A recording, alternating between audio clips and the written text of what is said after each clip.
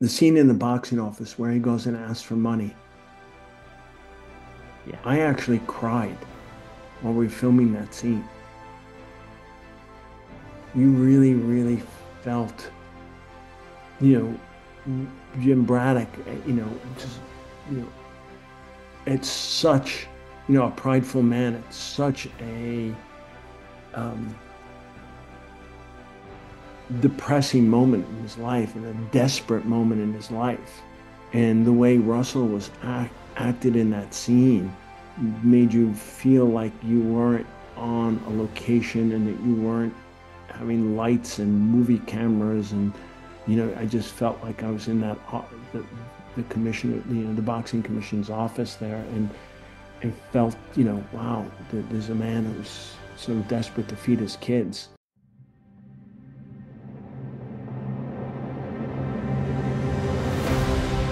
How are you?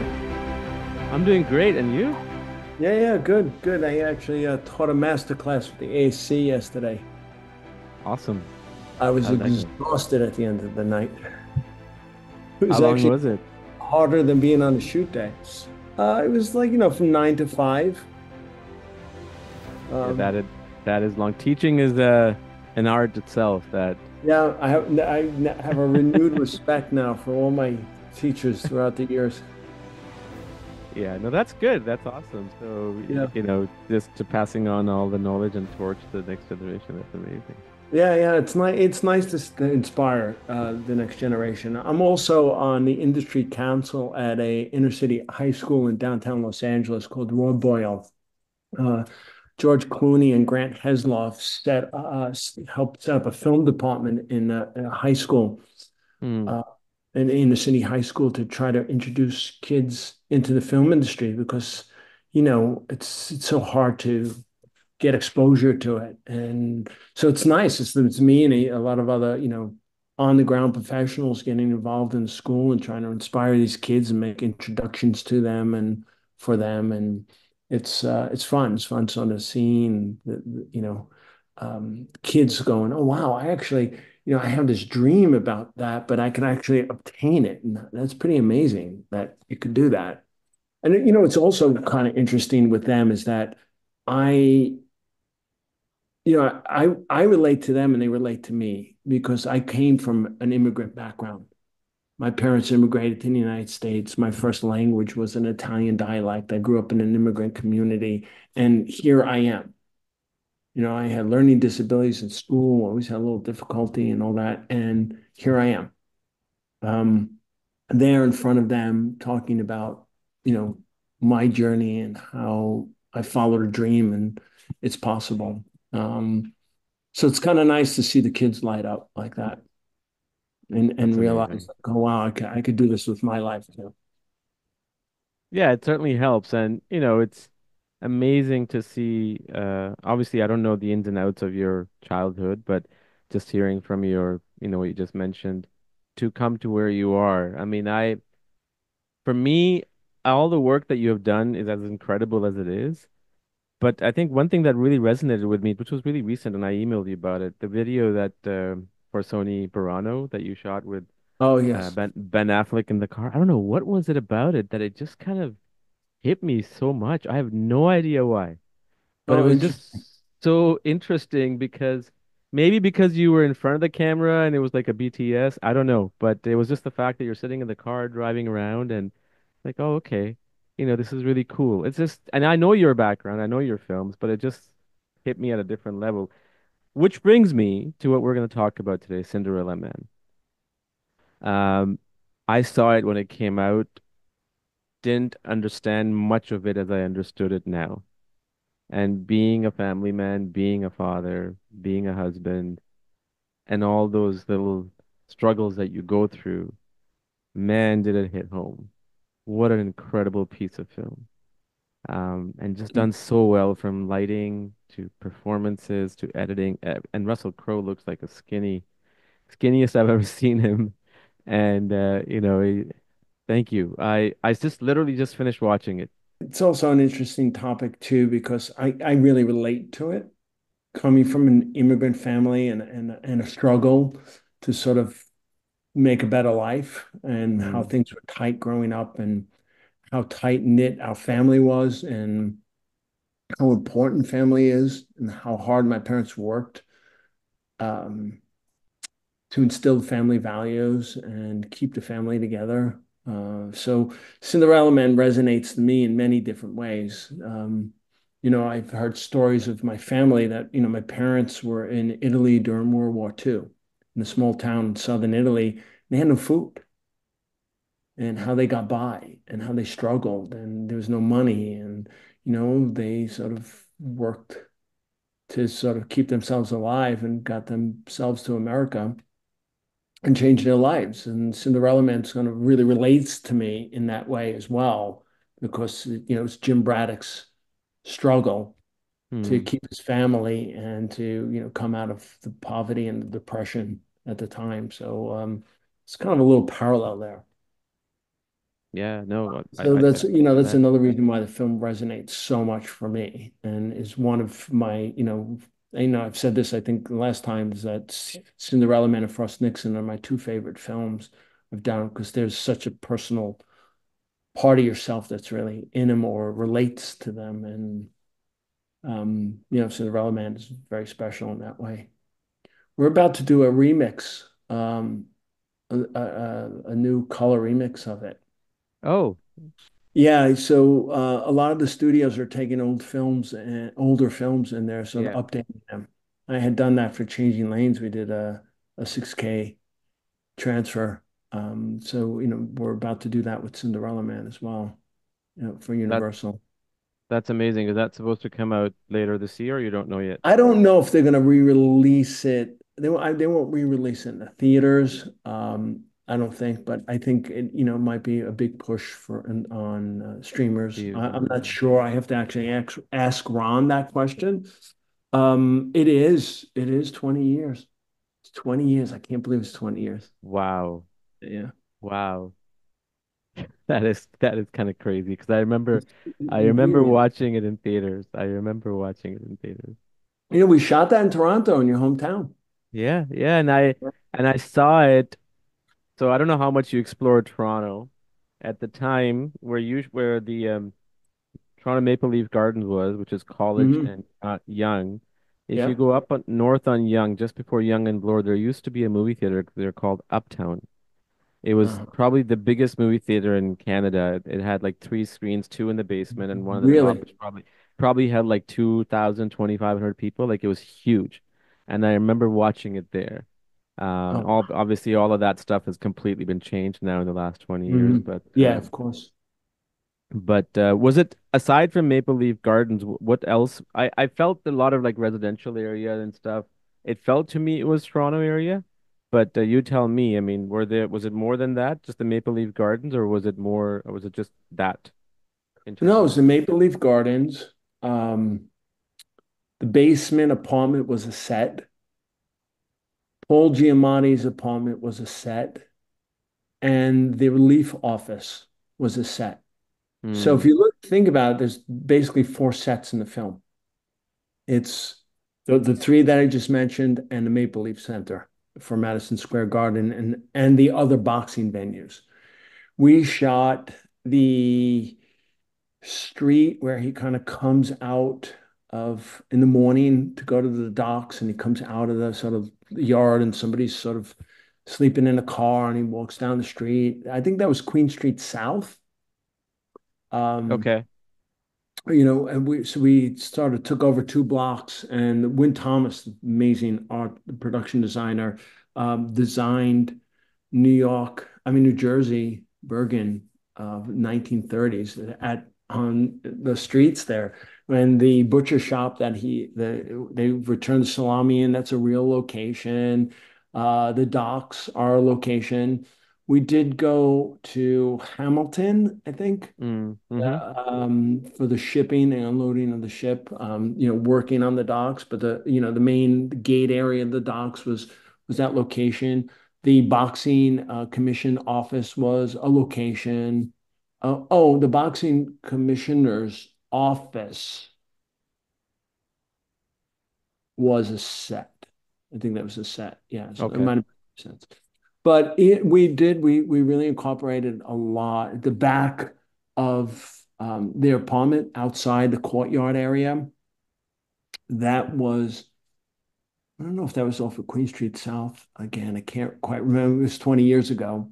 Yeah, Queen Street is probably the right place because even now certain parts of Queen Street still have that old feel, from the 80s or 70s or even 60s. Yeah. But you can even make those, you can make a street from the 70s and 60s to make it look like 1930s because there was not that much construction and stuff between that time period. So, but yeah, it makes sense. And I think one of the streets that I recognize, I thought it was like a High Park area. I'm not sure if you went there, which is near Queen Street, like the residential area where they're standing outside out of a house when things are a little bit better and Oh, financially perhaps. yes. Yes, yes. Yes. Yes. So that I It recognized, was but Hyde Park. Right, yeah. right, right. It was Hyde Park. Now you remember, I reminded me. Yeah. Um, One of the things I loved about, obviously, as I said about the story and everything, was in terms of cinematography, was the lighting. There was a lot of like shadows and dark tones and like, less minimal lighting, depending on obviously the scene and everything. What was the conversation that you and Ron had in terms of making sure to get the right look for the characters and the story in this film? It was based on sort of realism. How did it feel back then? And how can Mm. we portray that without making it, too dark? Um, and, we did a lot of research in regards to the type of lighting that people lit their homes with and or not. The boxing matches, a few of the boxing matches, I used lights from the 1930s. These Oh, 2K cool. scoop lights. Oh yeah, we found my gaffer Jay Fortune, who was out in New York. We found these lights, and we used them. It was really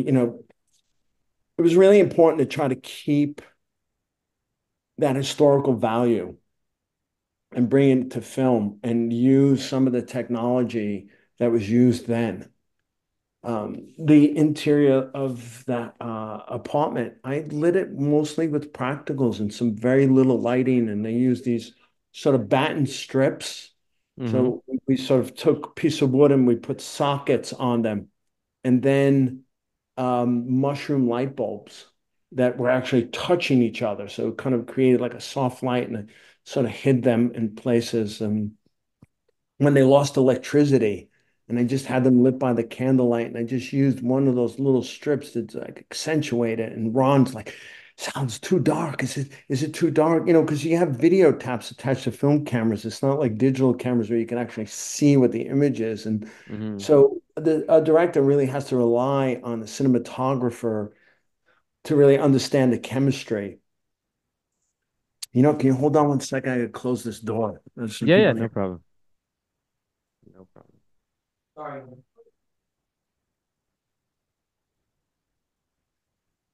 I didn't realize my office door was open, and somebody No walked in problem. to see my wife.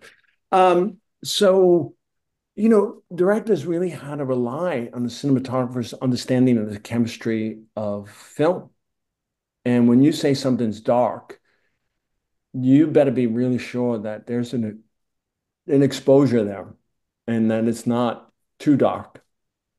And, that came with experience and testing at the time. So it was fun. It was very fun to sort of um, you know, push those boundaries and make it really feel a little bit more Depression era Yeah. without over stylizing it. I love the Peaky Blinders series. Have Mm. you seen it? I've seen 5, 6 episodes, yes. Yeah. So beautifully lit. Yeah. And it is from the Depression era time, even before that, actually, 1920s, Birmingham, England.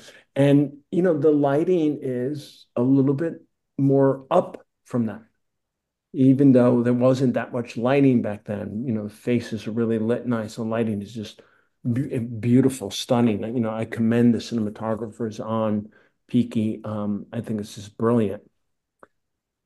Cinderella Man has a much more of a grit to it.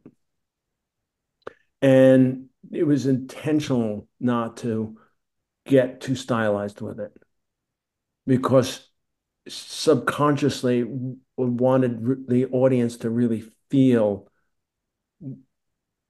that weight of the depression, the weight of being hungry, the weight of not having money, the weight of surviving, and sort of making it a little bit more down and dingy in that sense.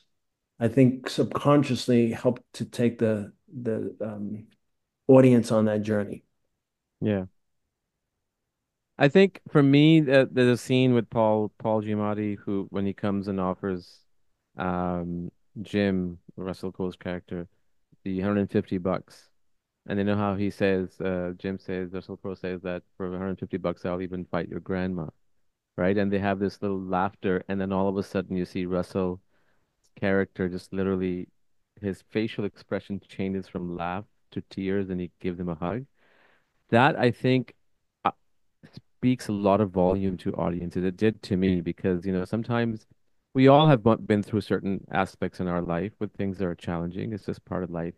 And to be able to be able to get that conveyed through cinema, and even the coverage of that, the blocking and all that was just, yeah, it was really, really cool. And I do think if Cinderella Man gets re-released in theaters, I think there's an audience for it, considering what's going on in the United States and the world right now with people really living a tough life, with Mm. money and everything. I agree with you. I hope Universal looks at it that way. Never know. Yeah, Never know. I'm going to have a conversation with Ron about it and see if there's any plans for a re-release. It's a that's good cool. push. It's a good push. You talk about Russell, and he's an incredible actor. He puts so much into that character to Jim Braddock. It is extremely difficult to train and to keep a boxing schedule and to act as well. He was training every day like a professional boxer. We had Angelo Dundee, Muhammad Ali's trainer, as a Hmm. technical advisor. Andrew Dundee, Angelo was also in the movie. You see him in Jim's corner all the time, which is, I mean, like it's sort of amazing to have that boxing history. And Renee Zellweger, they all the Oh, characters, all the actors really, really dug extremely deep to bring out the real life story. And that that makes the photography even look better to me, So it's a whole uh, collaborative environment in that way. It's every aspect of it really, from the acting to the directing to the production design to the lighting, just really it was so harmonious and brought the whole film together. And I think really made the audience feel that journey. it most certainly did. And again, like, not to take away from Ron's work or Russell's work or your work or the editing work or whatever, but at the crux of it, I think there's certain scenes that just connect to audiences, right? Like where he makes a promise with his son, like, you better not steal, and I promise to keep my end of the bargain. When he walks out on his wife because she gave the kids away because they couldn't survive in the cold. Like all those little things, they're just very small scenes, but they're so powerful scenes. And then once you have that scene, then they have to be executed by the performances, which are directed by the director, and then it's shot by you and edited by someone else, and so on and so forth. And obviously, the hundreds of 500, 400 crew members, whatever you guys had. So it says a lot. And films, certain films, you can tell in the span of first few minutes, 5 minutes, that how are you going to be hooked on to it? Yeah, with this I did. Like I'm watching. I don't know if Oh, there's a new thank net. you. There's a Netflix series called The Perfect Couple. Just came out. Yeah, I saw it. Yeah. My wife is really hooked onto it, and I'm okay. She's like, why are you not hooked on? Like, I don't know. I don't really relate to these people's problems. Like, I'm not, it's not really me. Like, I don't get it. Like, I understand it's entertainment and everything, but from a stand, like, I will not remember it 20 years from now. I will remember Cinderella Man now because I in this, watching it now.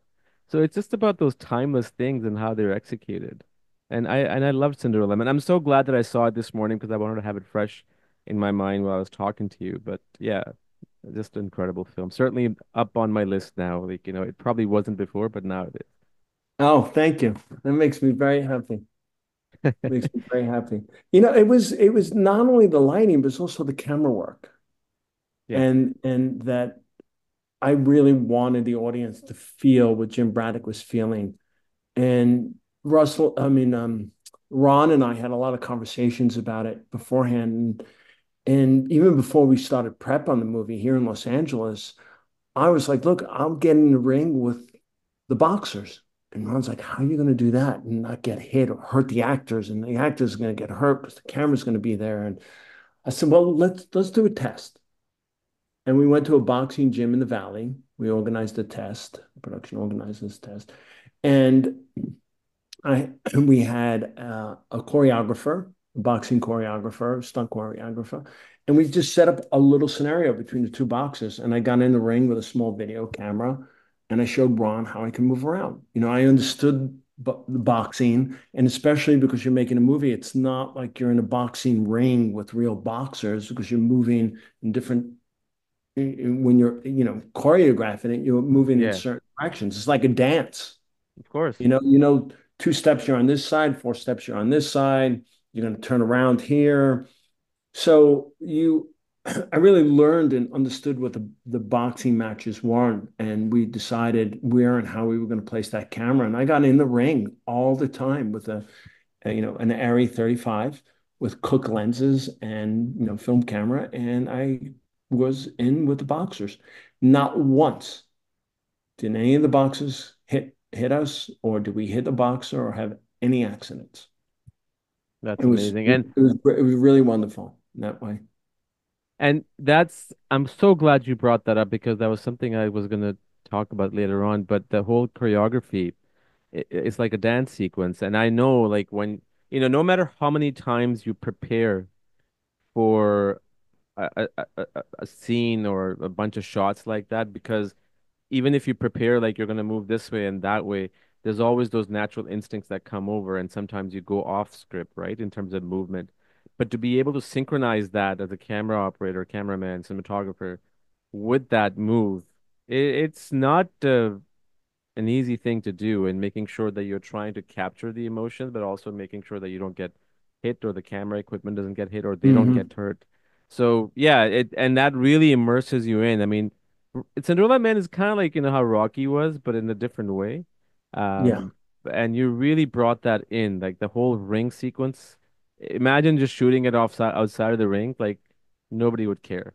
Like the yeah, audience is yeah. not going to get Well, involved. yes, because you feel like you're watching a boxing match on television. Yeah, yeah, And that was what was so important, is to really bring you into the ring and have you feel what the boxers are feeling. And there were certain times that Jim Braddock was having different emotional feelings within the fight.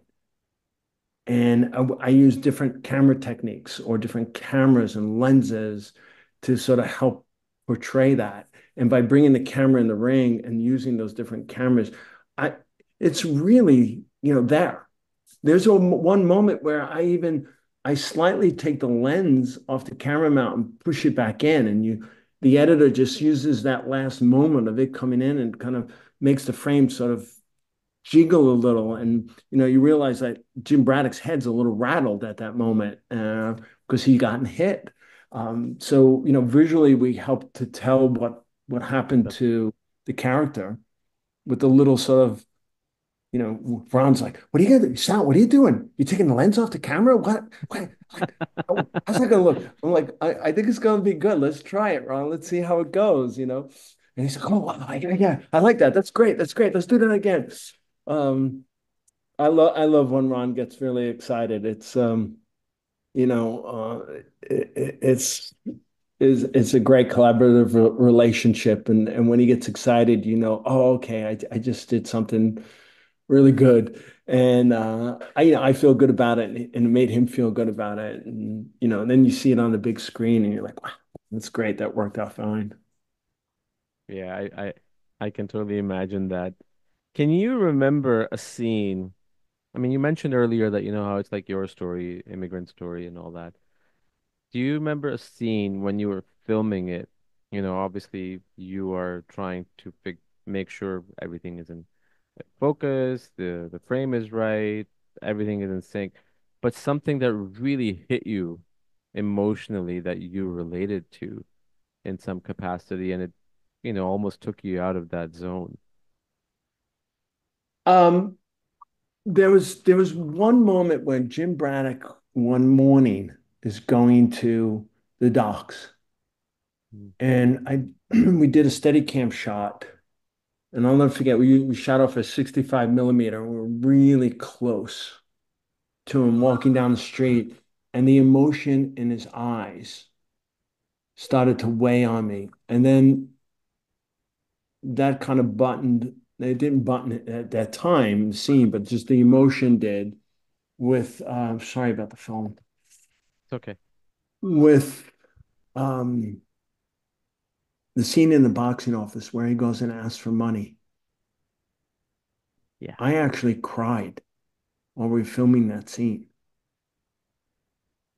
You really, really felt, Jim Braddock, just, you know, it's such, a prideful man. It's such a um,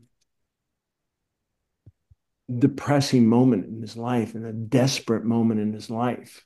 And the way Russell was acted in that scene made you feel like you weren't on a location and that you weren't having lights and movie cameras. And, I just felt like I was in that, the commissioner, the boxing commission's office there. And felt, wow, there's a man who's sort of desperate to feed his kids. And, being a father, and at the time my kids were very young. And I just, you kind of relate to it. And I started crying. I cried as we were filming the scene. Do you know, talking about crying, I did not, after the premiere of Cinderella Man, I could not watch that film for like 10 years. And the Mm. first time I put that film on, I started to cry from the first frame all the way to the end. The first time, I mean, now I could kind of sit through and watch it because of that whole emotional journey that in making that film and relating to that film. And, when you start to watch the film, like if we sat down together and watched the film together, I could tell you everything that happened in that scene, what that day was like, what was going on. I just when I watched the movie, I remember like it was yesterday that we were filming that scene. And so it's really hard. It's really hard to watch because it the film is so special to me that weight on it just makes it so emotional. So yeah, that was heavy. That was a very heavy scene. And when it's like with Frost Nixon and Nixon, Franklin Jella, making you think you're with Nixon. It's very special when you're physically there and you're being transported to, when you're physically on set and you're being transported to some other place, even though it's an alternate reality that makes it feel like a reality with the real people. Um, doesn't happen often. It's kind of a very rare experience. I think people, you have a cinematographer has while you're working, on a project. Many of my colleagues very rarely has anybody ever mentioned having these kind of experiences. Um, so when you do, it's very special. And when you Yeah. hear another cinematographer talk about it, you realize, you can relate to them because you're like, how special it is. And, seeing their joy and excitement as well. It's nice. Yeah. No, I completely agree. And you know, it sort of what you just said about being immersed into that moment. I've been in those places many times, but there's one thing that always I will probably never forget is I was directing my second feature documentary. It was a narrative documentary, and we're following this protagonist named Ahmed, who's the basic outline of the plot is that he fled Afghanistan because the Taliban put him on hit list, and he leaves his pregnant wife and his kids behind without saying goodbye, and he ends up in Europe's first refugee camp. Like that's the basic premise. Hmm. And I was trying to talk to him about his what is he feeling and all that stuff. You know, we were doing some secret filming and but off the location we were secretly filming. Sometimes I would go different places. And I was trying to get him to be extremely vulnerable, not in a sense that I'm looking for some entertainment, but just let him be who he is. And it wasn't working. And then one day we went in the morning to the beach just randomly. And I said, you know what, let me just bring my camera. We're not really planning to do anything. We're just going to go for a swim. And we didn't end up going on a swim. And he just turned around and he started talking to me. And I had to, with my DP, we had to start the camera on. And he lost himself about feeling guilty of leaving his wife Oh, and wow. kids. And that moment, I did not know what to do. Do I keep this guy keep going or do I, you know what I mean? Like it was just one of those things that it hits you and Hmm. that's similar feeling. But what you did in that scene, um, you created this atmosphere of, wider shots and longer. You feel that there's everybody sitting around staring at this guy. Like, who is this guy asking for money? And there's pride being destroyed and he feels so lonely in that shot. And I felt it too. But again, if you had done close-ups, I probably don't think that would have worked. But you just created that Hmm. environment with those shots. You know, I'm not going to take full credit for that. That's Ron Howard. That's Ron really, you working his shot list out and how he wants that scene to feel and portray that feel. I was just there as the first mate to help bring that ship along, um, with a few suggestions here and there, which is was you know, interesting, very Yeah, well, it's interesting. it's it's it's a collaborative effort, but Yes. at the same time, like, there's all, and I know from experience that sometimes a DP would come up with an idea, sometimes a director would come up with an idea, but you don't keep track of those things because it's a No, collaborative you effort. don't. You don't. Yeah. It's nice. When another emotional scene is when he first goes to the relief office to get money, Mm, which from what we understand from his family, that was extremely, extremely difficult for him to do. And there was a whole story that happened afterwards that I'll tell you about in a second that is not in the film, nor mm, was it filmed, but something that happened in reality. But to shoot that scene, I really drew on this painter named George Tucker. And George Tucker did like this cubist type of painting of depressed people. And there's like one like utilitarian painting in a governmental office where there were glass windows with the holes in them and people through it. And I I said to Ron, let's film this like how this painter portrayed the feelings of his characters that he's painted. And we sort of took that into the relief office. And if you look at a George Tucker painting and look at the relief office, you go, oh, okay, that makes sense. I understand that now. Because we wanted to bring that weight in there too. And then we sort of changed it up when he brought the money back, when he repaid the relief office. And in reality, in reality, Jim Braddock went and got money from the relief office. Jim Braddock had a fight, won all that money, went back to the relief office and gave back the money to the penny that they gave him. On that day, there was there was the mayor's race mm, happening during that time period.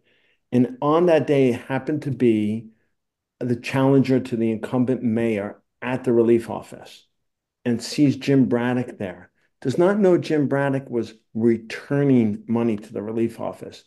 and he went on this rant, and he was doing extremely well in the polls to beat the incumbent mayor.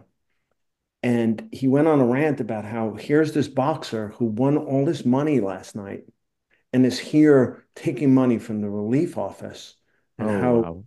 yes, the relief office that night, because newspapers, they would have a daily news and an evening news Yeah. and morning news paper.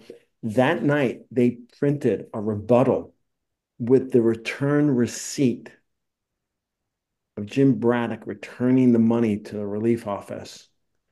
And that candidate wound up losing the mayoral race.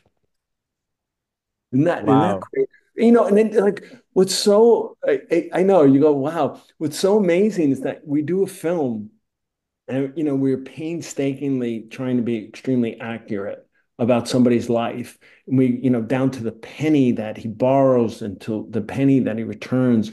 And then later on, you happen to read something about it and you find out the whole backstory. And it's something like this. And it's like, wow, it's just pretty amazing.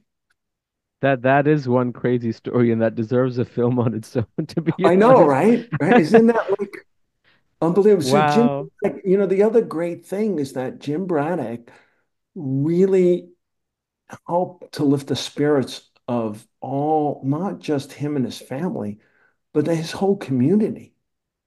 Bergen, New Jersey, he just kind of changed people's lives because people felt that they too could have a chance of changing their lives somehow. Um, And it was just very inspiring at the time. And when you read about it, you hear, there's a lot of details about how inspired so many people's lives. Yeah. You're And just that, like, when does a boxer inspire a whole community's life and give them hope? well, it's kind of what I'm not going to talk about in detail because I want to save this up for another episode. The film Unstoppable Ah, about Anthony Robles.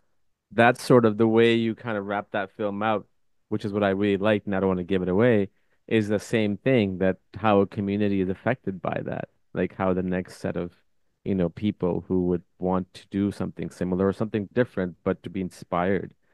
And that's hmm. a great messaging, because it makes a difference. It only takes one, like, like someone like Steven Spielberg or someone like Ron Howard or someone like yourself. People always, the percentage of people looking up to other people is probably different, but for one person, you could be the god of cinematographer or the god of directing. And it makes a huge impact. It makes a big It difference.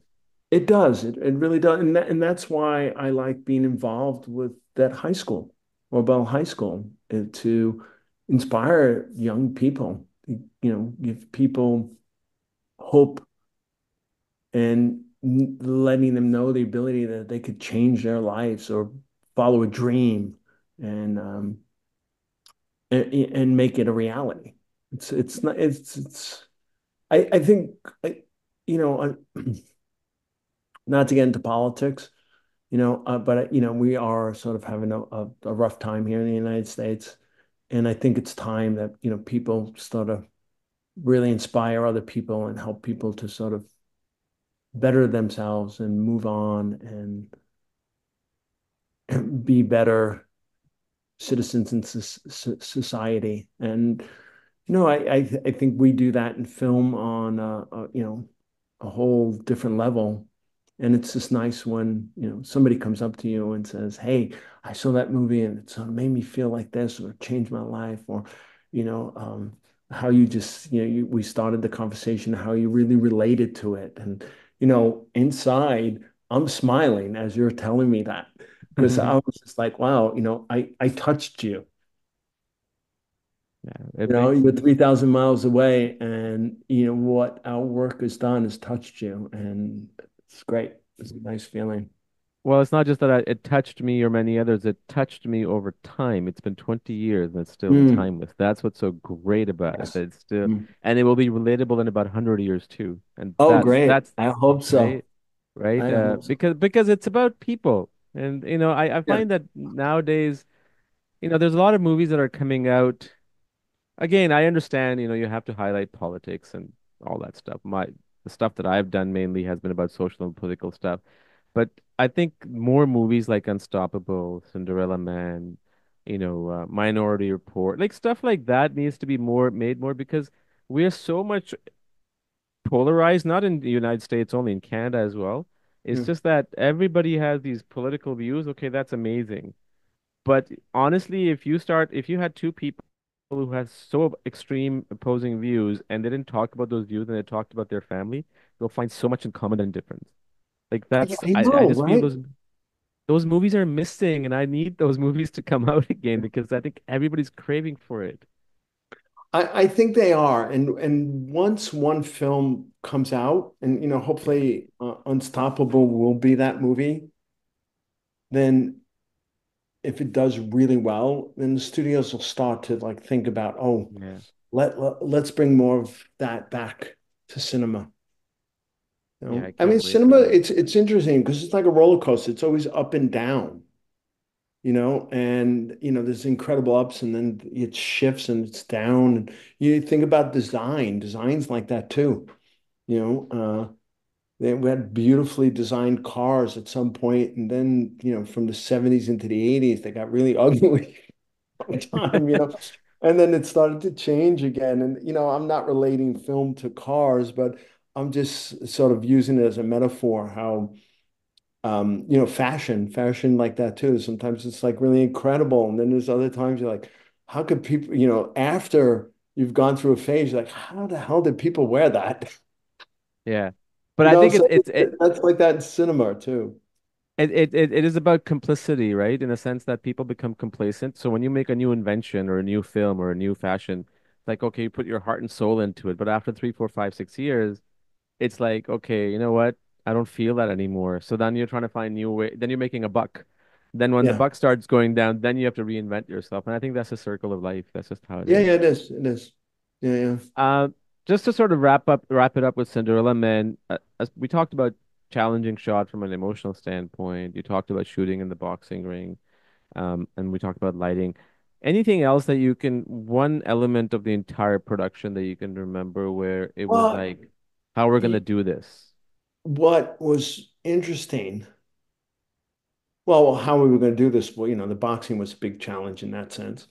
Yeah, Um, but what happened was, and when we were in prep, Russell had an injury. So we wound up having to basically shut most of the production down for 7 weeks for him to rehab that injury right. before we started filming. This was all before we started filming.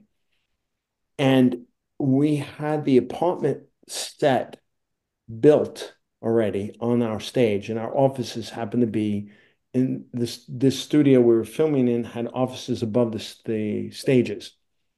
So Ron and I continued to prep during that 7 weeks. We'd have storyboard meetings and figure out the boxing and stuff. And then when we had a little time, I used to go and sit on that set and already dressed, which had all, so depressing in its way. And I kind of thought like, wow, what is it going to feel like? How can I make the audience feel like what it's like to be here? So the more I thought about it, the more I came up with a rule that camera would never break the walls. It always had to be in the apartment. The lens can never go outside that wall. So that forced me to be on certain lenses. It forced me to have limited angles at times. We designed the set for walls to move, the ceiling to come off, to do an overhead. And I realized, that is going to take us out of the reality of it. So there was only the front door to go in and out of to come onto the stage. And it got to a point where the crew's like, Sal, we can't get equipment in and out fast enough for you because there's no place on the set to stage, equipment and stuff on the set itself. On the stage, there was. So I allowed them, there's a little closet in the back, and I allowed them to take the wall off the closet so they could use that as an entry and exit point onto the set. And I kept that lens inside that set Hmm. all the scenes. And if you really like look at that set and break it down, you'll knowing it consciously now, what I did subconsciously to the audience was I put them in there and You most they certainly did. feel emotionally like what it was like for Jim Braddock and his wife. And so that was, I was very heavily on that role. It's like, I'm not taking a wall off. I'm not going to take a wall off. There was once or twice where I was like, can we get a wide shot back in? I'm like, that lens has to stay on the set. And I'll be like, this is the widest I could give you. And That Ron's like, okay, great, no problem. Get it. yeah, that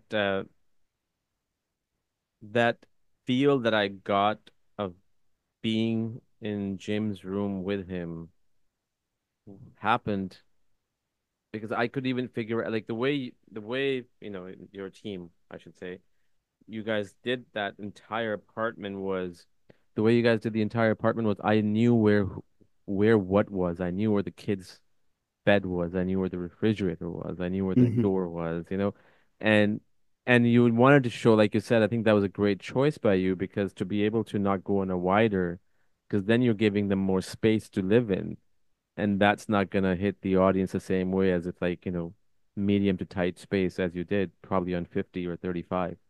Um, but yeah, that's amazing. That's really good to know.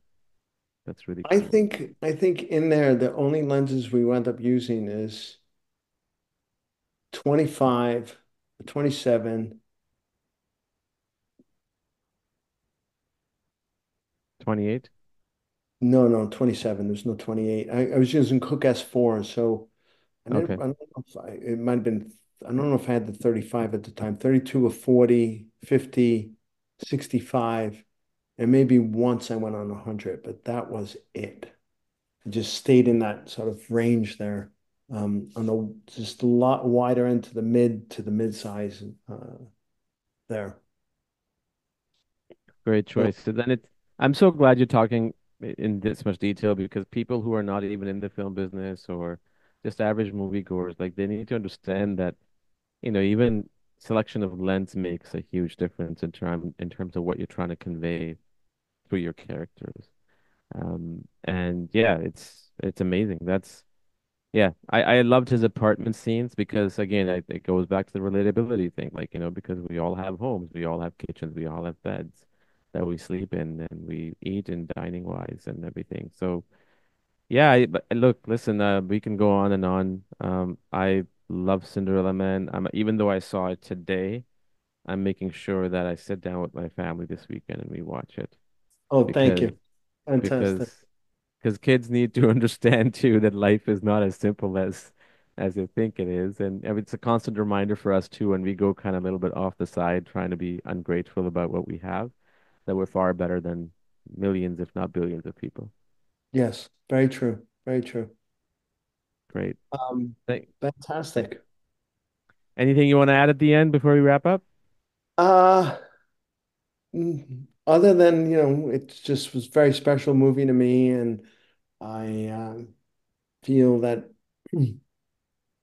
like you do, I want to see more films like this.